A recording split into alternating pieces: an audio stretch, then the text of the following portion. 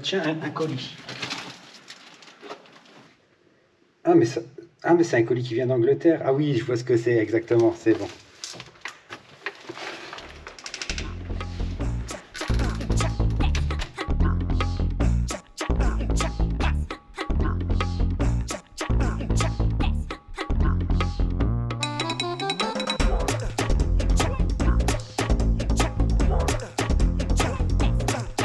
Là, il est l'heure de tester tout ça maintenant. C'est bon, je l'ai.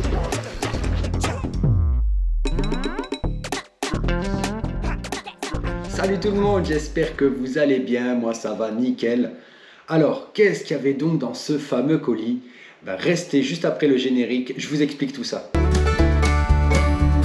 Voilà, le générique est passé, maintenant la vidéo peut commencer. Donc comme je vous l'ai expliqué, en fait je vous en avais brièvement parlé dans la vidéo donc, de dimanche dernier sur les bilans de 2023 et les projets de 2024.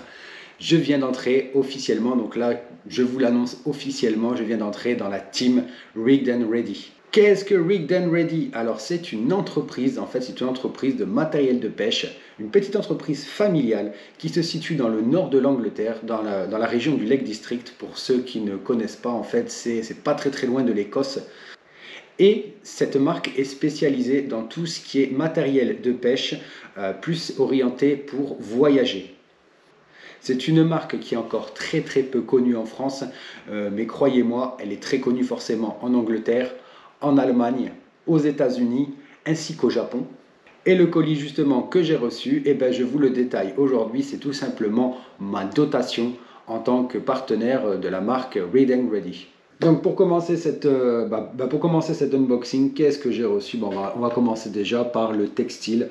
Donc j'ai reçu concrètement 2 t-shirts, un bonnet et la casquette que je porte sur la tête avec un look très sobre, quelque chose que j'aime. Regarder, hop, je suis habillé moi personnellement aujourd'hui en tenue de ville, hein, vu que je fais un face caméra, je suis habillé en tenue de ville, je porte la petite casquette, regardez, hop, vraiment sobre, j'aime bien. Le petit logo Rigged and Ready, vraiment très classe. Ça peut se porter avec des tenues de ville, des tenues de tous les jours, vraiment super. Et aussi le bonnet, toujours pareil, on va dire dans la même lignée que la casquette, donc vraiment sobre comme ça, avec juste le petit rappel du logo, le petit brochet, vraiment magnifique. J'adore, franchement la ligne de vêtements, j'adore aussi. Au passage, j'ai aussi eu des stickers, ça j'adore aussi les stickers, hein, ça se colle bien sur les boîtes, tout ça.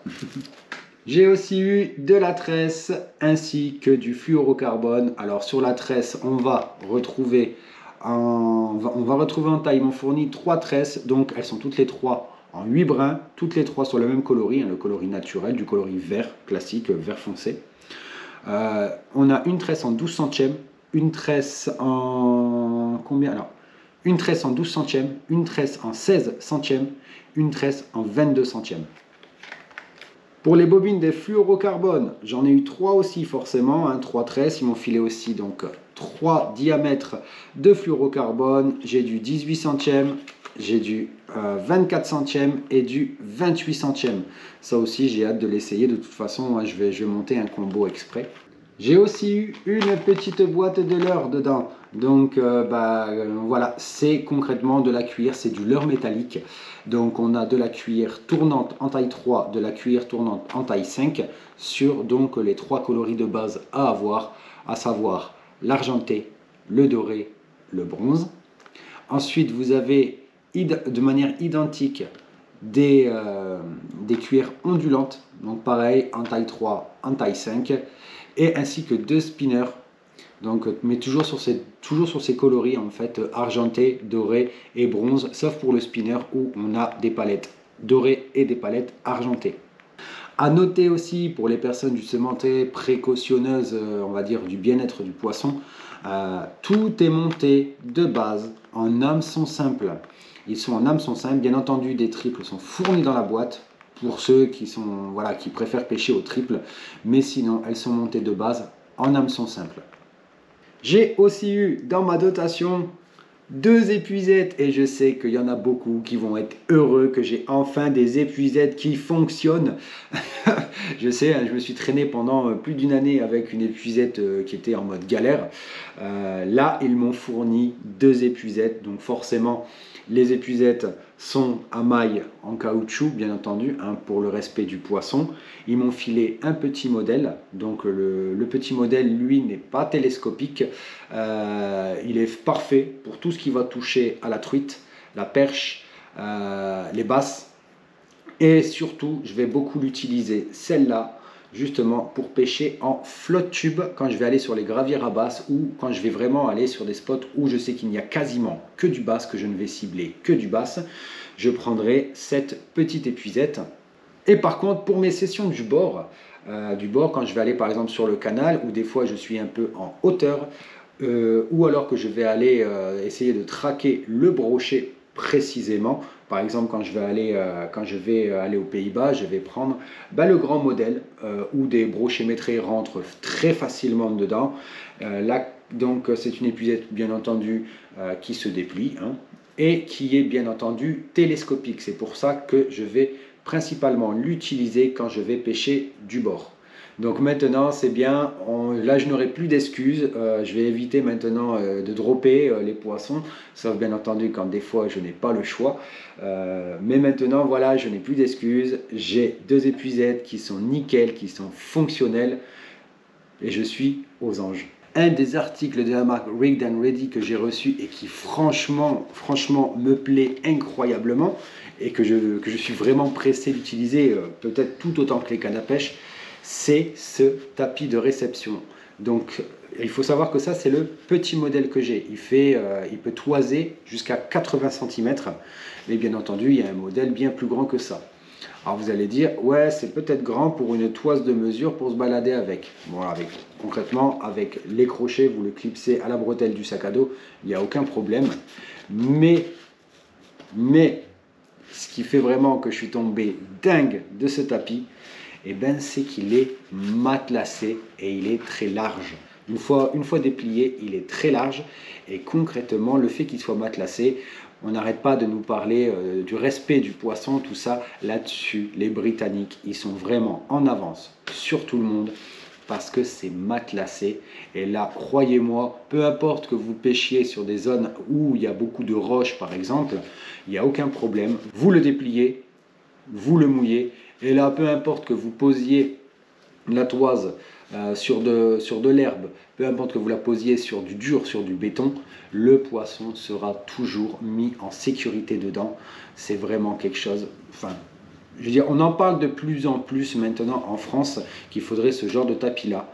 Et moi, j'en suis très heureux parce que la marque Rigged and Ready m'en a fourni un. Et franchement, je suis peut-être autant pressé d'essayer ces cannes à pêche que de toiser un poisson là-dessus.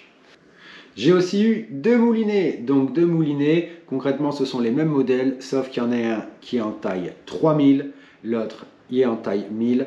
Alors après ça reste honnêtement du moulinet classique. Alors ça reste du moulinet classique, hein, je ne vais pas dire forcément, de toute façon je vais les essayer, hein, mais voilà, pour moi ça ne va pas forcément être supérieur à Daiwa ou Shimano qui sont vraiment indétrônables dans cette catégorie de produits. Mais ça va me faire vachement plaisir, je pense que ça va valoir quand même le coup de pêcher avec. À noter que sur chaque moulinet, il y a une bobine supplémentaire. Mais justement, c'est pas mal car comme vous verrez par la suite, quand je vais vous expliquer pour les cannes et leurs spécificités, vous verrez qu'en fait, à ce moment-là, avoir 2 bobines par moulinet, c'est vraiment très intéressant. Et il est temps maintenant, voilà, je vais insister un petit peu plus sur les cannes à pêche, qui est un peu, en fait, on va dire quand même leur marque de fabrique, leur fer de lance. Donc là, concrètement, même s'ils en ont beaucoup plus de modèles en stock, au catalogue, ils m'en ont envoyé 2, moi seul dont j'ai le plus besoin. Donc on va commencer, je vais vous présenter un des 2 ensemble déjà. Pour commencer, ça va être la X5 Adventure. Donc vous voyez, elle a un encombrement à peu près, le fuseau, un encombrement d'une 40aine de centimètres. Et la particularité de cette X5 Adventure, donc c'est qu'elle est en plusieurs brins, comme l'autre, comme la Predator. Sauf que celle-là, vous allez retrouver un sillon en 0,15 g, un deuxième sillon qui va faire de 20 grammes, si je ne me trompe pas, voilà. Un troisième sillon qui va prendre du 15-40 grammes. Et, particularité, vous avez un dernier sillon qui, lui, en fait, c'est un sillon pour pêcher à la mouche, pour pêcher avec une soie, donc avec un moulinet mouche. Donc en fait, la grande technologie là-dessus, c'est que tout se situe au niveau du talon, où vous pouvez donc mettre un moulinet spinning, et si vous le dévissez, que vous le changez de sens, vous allez vous retrouver avec une canne à mouche qui va pouvoir envoyer de la soie de 6. Normalement, elle est donnée pour une soie de 6, autant dire ça prend facilement du streamer à basse et tout ce qui va avec. Vous pourrez bien entendu pêcher avec des mouches pour les amateurs de truites, de chevennes par exemple. Mais voilà, quoi, je peux aussi pêcher avec ça si je veux. Je peux pêcher donc sur un lancer classique en spinning ou alors à la mouche. A noter que chaque sillon a son action. Ça veut dire que si vous prenez le 0,15 g, le 2,20 g, vous allez arriver sur des actions de canne très moderate. Donc on va dire très pratique pour moi par exemple qui pêche énormément à la cuillère. Qui pêche beaucoup à la cuillère, par exemple la truite, le chevenne, tous ces poissons-là, je les pêche beaucoup avec ce genre de leurre et avec lesquels il faut une action justement très moderate, ou alors tout simplement si vous voulez utiliser du crankbait, de tout ce qui est leurre qui vont tirer dans la canne. Et ça tombe bien parce que justement je n'avais plus de canne à crankbait et qu'il m'en fallait une en plus, donc celle-là je vais l'utiliser principalement pour mes pêches légères. Voilà, je vais l'emmener avec moi à la truite, je vais l'emmener aussi avec moi pour le chevenne l'été, hein. J'ai envie des fois d'aller un peu barboter comme ça en wader à la recherche du chevenne. Donc je vais pêcher principalement ces poissons là et aussi bien entendu je vais l'utiliser pour le bass, pour tout ce qui va toucher une pêche de crankbait. Et si ensuite vous mettez le sillon en 15-40 grammes, là par contre vous allez avoir une action un peu plus fast quand même. Donc on va dire un peu plus passe-partout si vous voulez pêcher par exemple au leurre souple, traquer un peu le brochet, donc les gros basses, les brochets. Voilà, donc c'est vraiment la canne la plus passe-partout que j'ai pu avoir sur les deux. Et la deuxième canne, la Predator, celle-là je l'attendais. Alors honnêtement, elle est beaucoup plus typée quand même basse et brochée. Et sa particularité, bon, elle a un encombrement un peu plus grand, elle fait une soixantaine de centimètres, ce qui n'est pas non plus énorme. On le met facilement voilà, dans une valise, hein, ça passe largement dans une valise quand vous partez en voyage, voire même dans le train. Moi personnellement je vais l'utiliser aussi beaucoup quand je vais aller en street fishing, parce qu'à chaque fois on me regarde comme un extraterrestre quand je rentre avec mes monobrins dans le métro. J'ai l'air un petit peu bête. Donc voilà, maintenant je pourrai aller en street fishing facilement et elle sera aussi du voyage, comme je vous ai dit dans la vidéo de dimanche dernier. Je vais aller aux Pays-Bas donc pour pêcher le brochet dans les polders et c'est la canne qui va m'accompagner. Pourquoi c'est la canne qui va m'accompagner? Parce que sur cette canne-là, elle est livrée avec 2 sillons. Donc c'est toujours une 4 brins, mais elle est livrée avec 2 sillons. Un sillon en 10-30 grammes et un sillon qui fait 20-80 grammes. Donc ce qui est vraiment idéal parce que je vais pouvoir prendre une multitude, un panel de leurres incroyable avec moi en m'embarquant juste une seule canne. Ça c'est vraiment parfait. D'un point de vue aussi, ce qui fait la spécificité de la Predator, en plus de ces 2 sillons, c'est qu'il est possible de monter dessus un moulinet spinning et en retournant, on peut aussi monter un moulinet casting. Donc concrètement, si vous aimez pêcher, peu importe en spinning, en casting, elle est vraiment très adaptée. J'ai des potes d'ailleurs, bonjour Matt, bonjour Roman, bonjour toute la team, qui pêchent dessus uniquement en casting. Et il y en a d'autres qui pêchent uniquement en spinning. Le résultat est relativement identique, je veux dire, le ressenti est pareil, les performances sont identiques. Bref, c'est vraiment, ça c'est celle qui va m'accompagner vraiment aussi souvent quand je vais aller traquer les basses pendant le press-spawn, ainsi que les brochets cette année. Et maintenant que je vous ai présenté tout le matériel que j'ai pu recevoir par ma marque, et ben qu'est-ce qu'on va faire? Et ben on va aller essayer ça de suite au bord de l'eau. Bien entendu, ben je ne pourrai pas pêcher au leurre parce que ben forcément c'est la fermeture du carnassier, mais nous dans le 31 on a cet avantage de pouvoir continuer à pêcher au ver de terre. Donc je vais pêcher, je vais utiliser la technique du drop ver. Je vais prendre une canne, je vais prendre avec du fluorocarbone, ma grande épuisette, ça y est, ainsi que mon magnifique tapis de réception. Et puis on se retrouve de suite au bord de l'eau.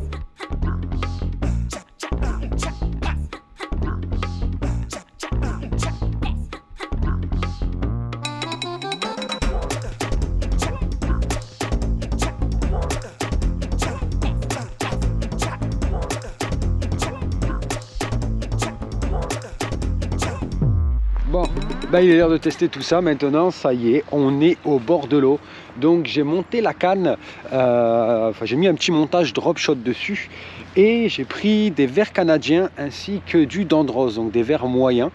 Je me suis lâché au bord de l'eau. Donc maintenant on va tester tout ça, on va voir si la canne est assez sensible, si ça va faire le taf. Bon alors je précise de suite déjà plusieurs choses. C'est une canne, donc c'est la 10-30 que j'ai pris. Résultat, pour pêcher en drop shot c'est pas forcément la plus adaptée, donc je vais avoir un petit seuil de tolérance dessus. Et aussi en fait je pense pas qu'il y aura 50 poissons dans la vidéo, car la pêche est vraiment compliquée. Ça fait 2-3 semaines franchement que c'est une galère sans nom la pêche ici. Donc voilà quoi, on va dire déjà essayer de la valider avec un poisson, ce sera déjà ça. Bon allez, trêve de bavardage, on commence de suite à pêcher. Bon allez, c'est parti. Bon alors de toute façon je pense que les Toulousains ont reconnu le spot. Donc on va voir un petit peu ce que ça va donner. Alors ici il y a une majorité de basse, de la perche, un peu de brochet, mais bon franchement j'en ai jamais fait ici de brochet, donc voilà quoi. Et on va voir un petit peu ce que ça va donner. Paraît-il aussi qu'il y a du sand, paraît qu'il y a du sciure. Alors par contre, ce qui est un peu relou avec ce spot, c'est qu'en fait c'est un spot qui est très réputé pour ses herbiers. Bon là, d'ailleurs c'est une zone d'herbier, je vais bouger. Donc dans les faits, j'ai toute la journée. Donc le but, voilà, c'est de valider cette canne. Donc je suis content parce que j'ai pris ma toise de mesure, la super toise matelassée. Franchement je vous avoue que j'ai hâte de l'essayer. Encore faudrait-il qu'il y ait un poisson. Donc pour la stratégie, bon c'est un peu relou parce que c'est vraiment un spot à herbier comme je disais. Donc il va falloir que je trouve comment pêcher. Essayer de l'envoyer vraiment un peu plus loin, voir s'il y a moins d'herbier là-bas.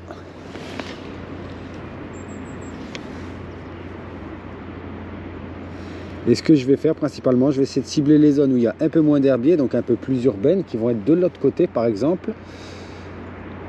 Et aussi les zones, je sais qu'il y a aussi tout ce qui va être obstacle, bois mort,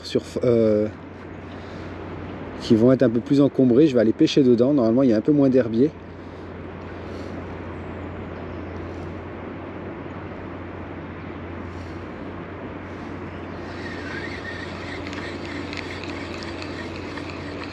Ah, ça va pas être simple, regardez, à chaque fois je ramène de l'herbe.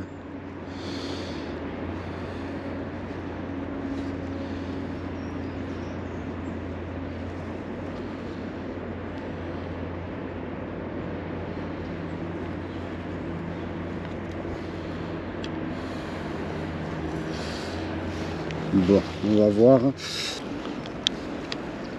Bon, pour la ligne, j'ai monté du 24 centièmes. Les eaux sont quand même assez claires, mais les posts sont assez encombrés, donc il faut vraiment essayer de trouver le meilleur compromis.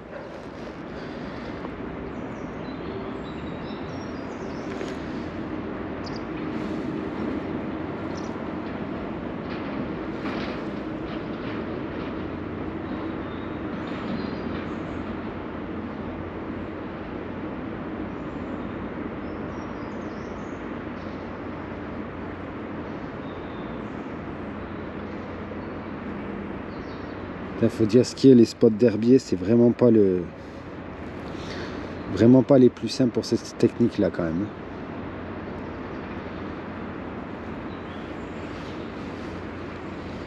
Alors à savoir qu'à l'origine, la technique du drop ver, j'adore le faire au canal. Mais que le canal ces temps-ci, c'est pas faute d'avoir essayé, hein. Mais le canal ne donne plus rien en ce moment. Ça commence. Il ne donne plus rien en ce moment. Ce que j'espère, c'est qu'ils ne sont pas tankés dans leurs herbiers, parce que ça, c'est pas impossible non plus, hein. Qu'ils soient bien au fond des herbiers. Et là, par contre, s'ils sont au fond des herbiers, s'ils ont choisi ça comme solution, eh ben, c'est le caca. Là, je peux rien faire. Là, je pourrais foutrement rien faire. Bon, lui commence à me casser les burnes. Voilà, quand tu commences à me casser la tête, va dans l'eau, tiens, ça va te faire du bien un peu.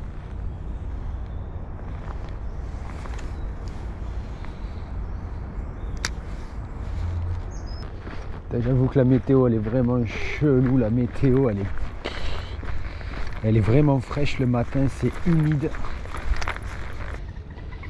Ici, ça peut être pas mal.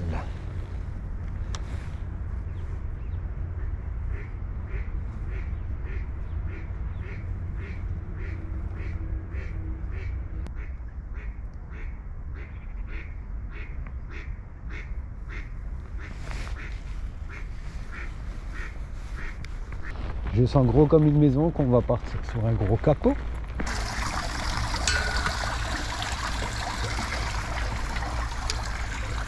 Bonjour. Ah bah oui, oui. Ah bah je sais, après ils me connaissent. Ah d'accord.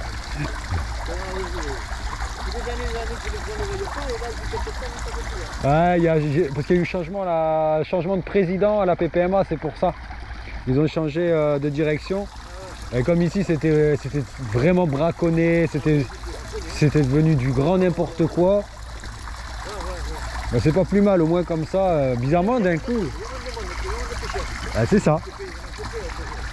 Maintenant qu'ils savent, que généralement en plus ils vont pas rigoler, ils vont mettre les amendes. Voilà. Ah, ils n'ont pas rigolé là, l'autre jour, ils en ont mis un paquet d'amendes. Ah bah en même temps voilà, hein, parce que bon après en plus généralement les mecs pêchent sans carte, ils prélèvent les poissons et puis les poissons ils viennent pas ici naturellement, hein, c'est la PPMA, ça leur coûte de l'argent de mettre du poisson. Donc au bout d'un moment bah, c'est un peu comme du vol, hein, le mec il vient et puis... Bon en tout cas les poissons ils sont discrets, hein. Waouh. Là j'ai parlé un peu avec un monsieur là qui me demandait justement si j'avais ma carte de pêche et tout. Il me disait parce que les gardes ils tournent beaucoup ces temps-ci et ils mangent. J'ai dit ben, c'est très bien, c'est ce qu'il faut. Et il disait on disait c'est vrai qu'avant il y avait énormément de braconnage et là depuis en fait il disait il y avait beaucoup de pêcheurs et il dit et là depuis que les gardes sont là et font le boulot et ben d'un coup il y a beaucoup moins de pêcheurs sur le lac. Et voir au niveau des pontons là, des obstacles. Oh, pourquoi pas là après tout. Non, je vois trop le fond. Je vois trop le fond et je vois qu'il n'y a rien. En fait, tous les cormorans ils s'alignent là. Bon après ils s'en servent comme perchoir, hein. Ça ne veut pas dire qu'il y a du poisson pile là où ils sont. Et là ils sont vraiment plus sur un perchoir. Oh putain le basse.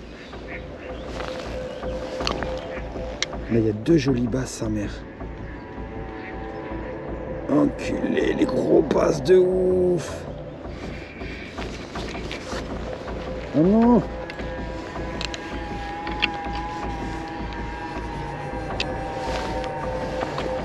Ok, donc ils sont vraiment au niveau des bordures. Oh, j'ai vu deux basses énormes, les mecs.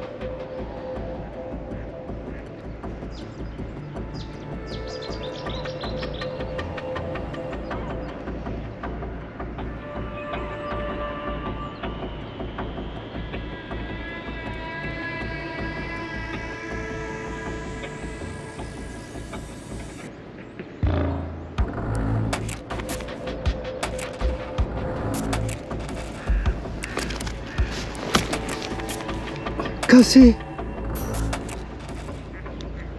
Non.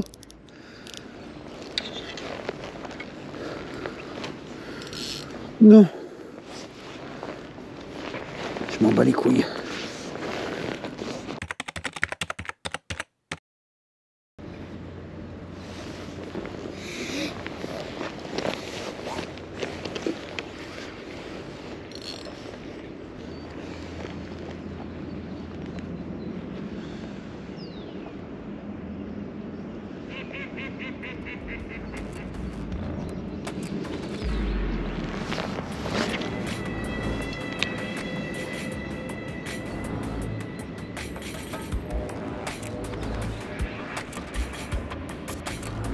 On dirait qu'il vient. On dirait qu'il y va. On dirait qu'il y va.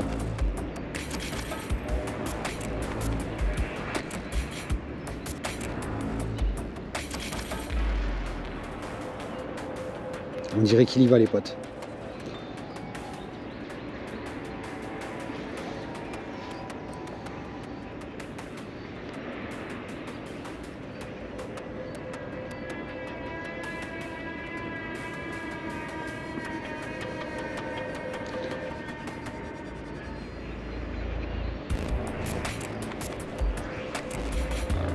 Il y va, il est dessus.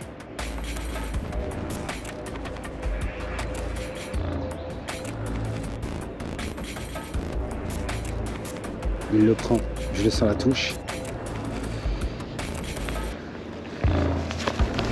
C'est bon, je l'ai. Là, c'est bon.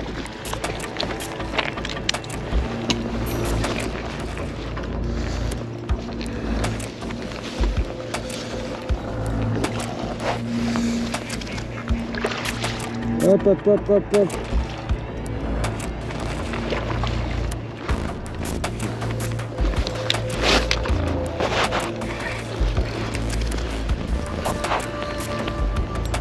Hop, hop, hop, dans la gestion. Doucement.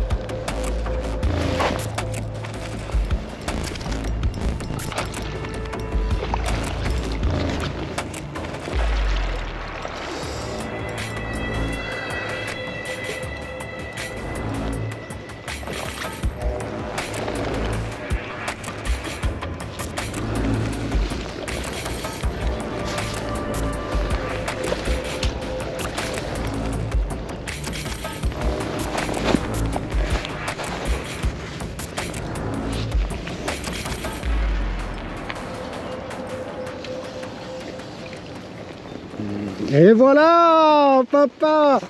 Yo, je l'ai. Et voilà. Oh là là, le missile. Oh, le bloc. Oh, tenez, regardez. Oh, j'ai jamais vu un bass aussi fat. J'ai honnêtement regardé. Ah, j'en tremble, la famille. Vous avez vu? Oh là là. Matez-moi ça. Matez-moi ce monstre. Poum. Oh. Oh, je suis refait. Je suis refait. Et ben la canne, elle dégomme.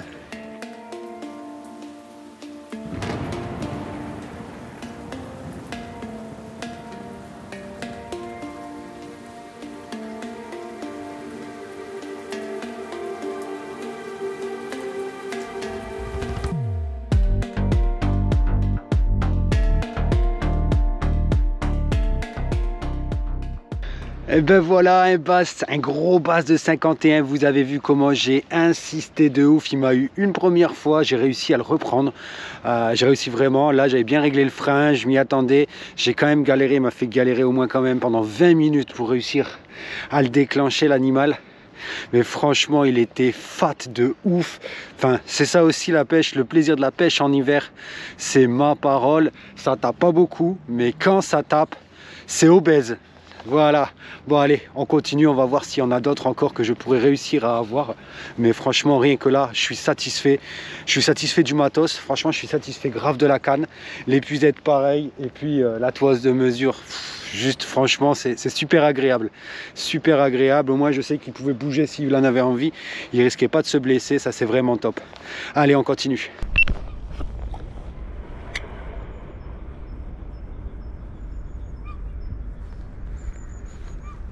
Ah, l'enfoiré, il se barre à chaque fois.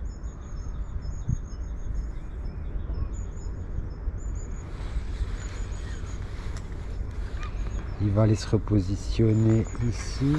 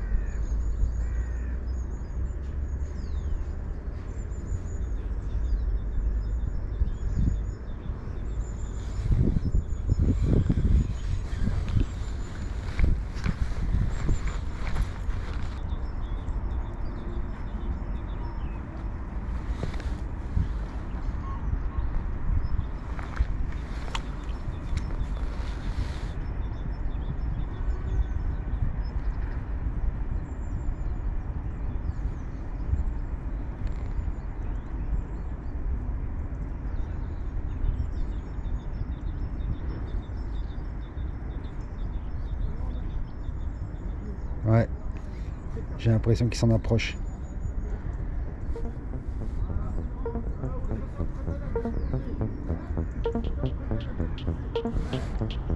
Il l'a vu. Il l'a vu, il y va.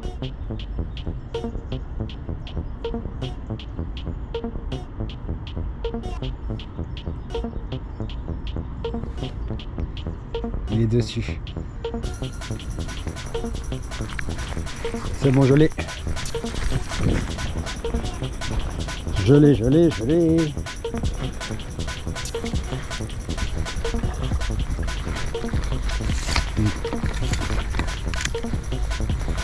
Hey. Bon, il n'est pas aussi gros que celui-là, que l'autre.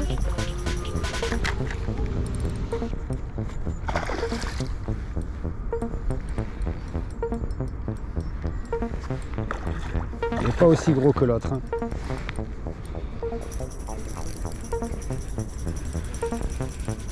Il n'est pas aussi gros, mais bon. Hé hé.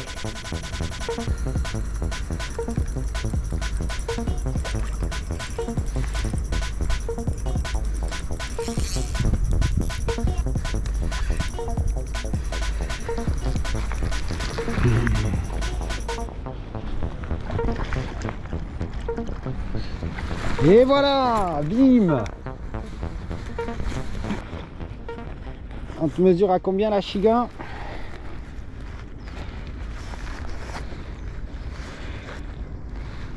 Eh ben on le mesure à 50 cm pile.